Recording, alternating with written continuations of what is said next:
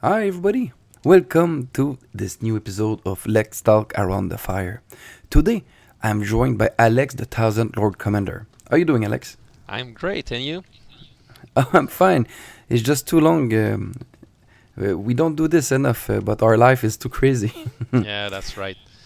Today, we wanted to talk about two subjects we think were not talked in any other way in any other podcast. It's a change from the rule book. We're going to begin with two rules that affect the defensive unit of the game. S- Alex, what is the two new rules? So there are two rules which we think affect those units, the defensive units. The first rule is idleness means death. And the second rule we'll talk about is the rule regarding all the scenarios where the commander only score one VP each round. So the first rule, idleness means death. This rule states that when you are engaged, you must perform an attack action or retreat action when you activate. So there is no the option not to do anything when you activate is not available anymore. And of course, the second rule is the one for each scenario where the commander scores only one VP. So, Phil, you wanted to address what will be the impact on the game. The will there be a change with those two rules implemented? Yes, for me, it's this rule is big for me. The fact that the commander is no longer scoring 2 points on the objective, because in the past, if you put your commander with a big defensive unit on an objective in 5 rounds, you win. Right now, this is not the case. That means that if you put a high cost unit with your commander, you put so much resource just to cover an objective. For an example, Stagnite with Estremont was crazy good defensive unit. Belwars with Unsully Pikeman was very good. Any commander of the watch in veterans like Othel, Gior, something like that.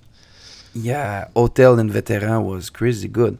But right now, if you take them and you go on an objective, I always count like how many points I have at my on my side to fight the other one. Like if my opponent take Hotel and Veteran and go sit on objective in his side of the table. In my mind, he lose 7 points and his commander that he no longer bring to fight me. And scoring only a point by round is not enough to make a difference in the game. If me I bring like my 40 points to fight him with my commander and him he bring only 33 points, I have a big advantage. I really think right now that uh, defensive unit that have a smaller cost are still good and still playable, but anything in the game that is a high cost defensive unit is not worth it anymore. So, and you think that even despite the new rule, idleness means death, which means that you must attack them? Yes, I think this rule change it too because in the time you have some unit that if you hit them you hurt yourself. For example, Lannister Guard. Then if you have your big defensive unit and you don't want to lose any wound, but you are forced to attack or retreat. Now, if you retreat, you lose the objective, and if you attack, you may hurt yourself. Yeah, I think this is a lesser uh, impact, but it's still a little impact. But the bigger one is the fact that the commander no longer took 2 points when they control an objective, and idleness means death is like just the cherry on the top. So you think that most games will revolve about offensive units? I think really that right now the game is offensive as it never have been. I choose violence. It's gonna be bloody, and I like it. It's not a critic. I'm very happy. I mean, I hate game that each opponent look at each other at Hmm. the side of the table, like your commander jerking himself on an objective, and the commander of your opponent are jerking himself on an objective, and you fight with the leftover. No,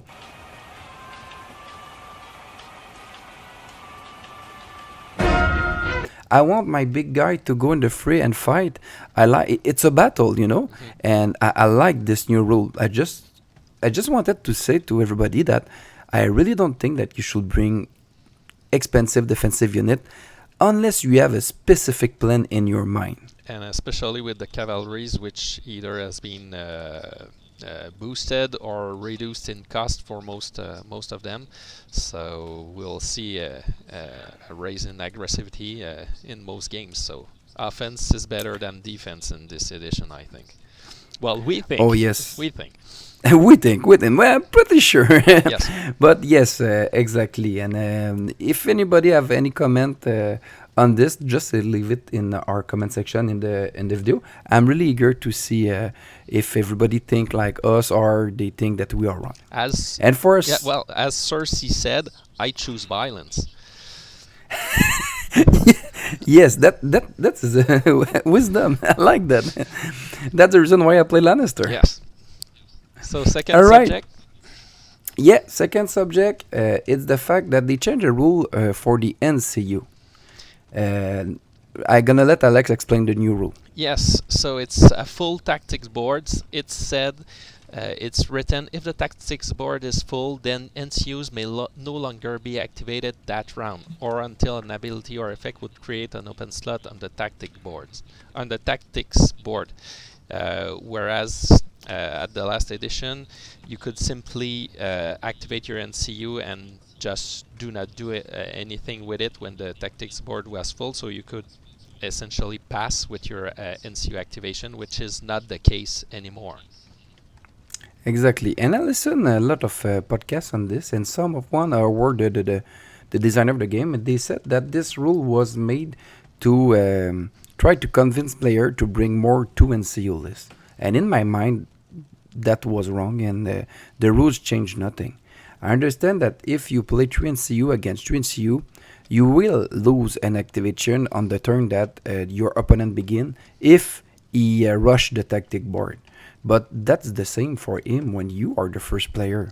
And the advantage to have 3 NCU versus 2, it's still the same than before. Yes, we all Uh, agree that 2 NCUs versus 2 NCUs or 2 NCUs versus 3 NCUs, there's no change with this rule. It's only 3 versus 3, but as you say, it balances out. Exactly, the handicap gonna be the same on the both side. I really didn't understand why they changed this rule. I think that they tried something to bring more. They want to see more two NCU lists, and I think it's a fail. I think that actually the only winner is the Night Is Watch Gilly. faction. Gilly. Since, Exactly. since she may activate once per game, so during any round you wish, well, if the ruling on the forum still stands, because that's a whole other debate. But uh, Gilly, since she can activate once per game, you just select 2 NCUs, Sam and Gilly, plus another, let's say Aemon, and you use Gilly once when you will waste your opponent's activation on the tactic board. So that's the only case where you gain a significant advantage. Yeah, at the moment, Samuel Towley is just disgusting. And in a game, you only have 2, maybe 3 rounds that they are clutch and you really need a third NCU. That means that with the Night Watch, you can actually play 2 NCU, Sam another one, and have Gilly as your third when you're gonna really need it. I think it's a really, really big advantage. And if I were a Night Watch player, I will actually always bring Sam and Gilly because they are so great. And with the new rule, give you an advantage over your opponent. Yes, it was not the case on the last edition, but Sam and Gilly has been improved by this new rule change.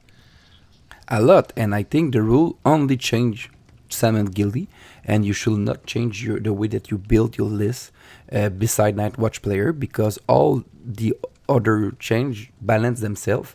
And a list that have 3 NCU against a list that have still 2 NCU still gonna have an edge in a competitive list Yes, in a tournament. the only thing we could say about 3 NCU versus 3 NCUs is the fact that now the first player has incentive to rush the tactic board. In Exactly. That's the only slight modification there could be, but it still balances out between the two players. Yes, and at least the only tactic that bring, I think, tactic decision is that if you can force your opponent to not go on the tactic board and gain the advantage and be able to be the one that put a sturdy NCU right away on the board, then you gain an activation. But you kind of have to force him to place unit on the field, and that's gonna not be necessarily easy. But okay, it bring one tactic decision more than in the game than before, but it's not it's not something that I in my mind change anything about list building for the competitive scene. Yes, that's not something which will have you take only two NCUs. That because it all balances out when both players have three NCUs, and still two versus three NCUs is a huge disadvantage in our E- opinion. exactly, and that's all, everybody. I really want to make another battle report, and it's gonna be soon, and we're gonna post it up. And we have a huge tournament here in a few weeks, and we're gonna try to bring you all the tournament in battle report in a month or two. Final word, Alex. Well, there are good intentions in those two changes we talked about. So the defensive units and the NCUs and tactic boards, but I don't think, and we don't think it will change a lot in the fundamentals of the game. So it has good intentions, but the impact will be. I don't think it will be significant. Yeah, beside the fact that the huge defensive unit, we're gonna see a little bit less of them on the board. But like we said, it's not a critic. We really think that with the last set patch and the few rules change that they made, the game have improved, and we really think that the game have begin to grow again. Yes. On this, yeah. Good night, everybody, Ciao. and we see you in the next talk around the fire or not in our next battle See report. you. Goodbye.